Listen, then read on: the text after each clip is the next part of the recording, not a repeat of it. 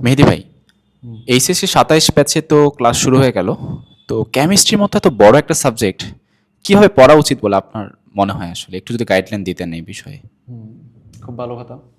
আচ্ছা, এসএসসিতে যে রসায়ন বই আর হচ্ছে এসএসসি লেভেল অর্থাৎ ক্লাস 9-10 লেভেলের যে রসায়ন বই, তার সাথে ইন্টারমিডিয়েট লেভেলের রসায়ন বই কিন্তু অনেক তফাৎ। ইন্টারমিডিয়েট রসায়নে অনেক বেশি কনসেপ্ট, অনেক বড় বড় অধ্যায়, যার কারণে মানে কলেজে ওঠা মাত্রই যখন তারা এটা ফেস করে না, তারা তারা হচ্ছে বুঝতে পারে না যে আসলে কীভাবে শুরু করবো, কী শুরু করবো, কীভাবে আমার আসলে পড়া উচিত।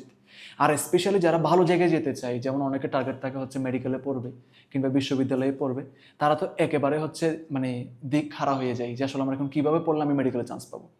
তাদের জন্য আমি বলবো জাস্ট কেমিস্ট্রিতে 3টা জিনিস মেনটেন করতে হবে। পয়েন্ট নাম্বার 1, কেমিস্ট্রিতে অবশ্যই অবশ্যই তোমাকে মূল বই পড়তে হবে। আর মূল বইয়ের ক্ষেত্রে সবসময় প্রিফারেন্স দিতে হবে হাজারি স্যারের বইকে। সাথে লিঙ্কন স্যারের বই ও গুহ স্যারের বই পড়তে পারলে খুবই ভালো, বা কিংবা কবির স্যারের বই। মূল বই অবশ্যই পড়তে হবে, মূল বইয়ের লাইন বাই লাইন পড়তে হবে, এর উপর কোনো কথা নেই। পয়েন্ট নাম্বার 2, এমসিকিউ সলভ করার ক্ষেত্রে খুব শার্প হইতে হবে, খুব দ্রুত ক্যালকুলেশন পারতে হবে।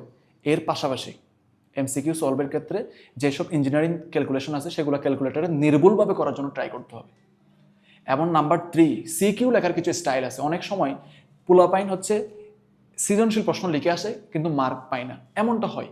এই জন্য সিকিউকে স্টেপ বাই স্টেপ মানে টপিক ওয়াইজ সলভ করতে হবে। টেস্ট পেপারের মতো সলভ করলে কেউই কেমিস্ট্রির সিকিউ তো ভালো করতে পারবে না। টপিক ওয়াইজ সলভ করতে হবে। যেমন দ্রাব্যতা একটা টপিক, ওই দ্রাব্যতা টপিক সম্পর্কে যতগুলো সিকিউ আছে সবগুলো এক নাগারে করতে হবে, যেমনটা আমরা ক্লাসে করাই থাকি।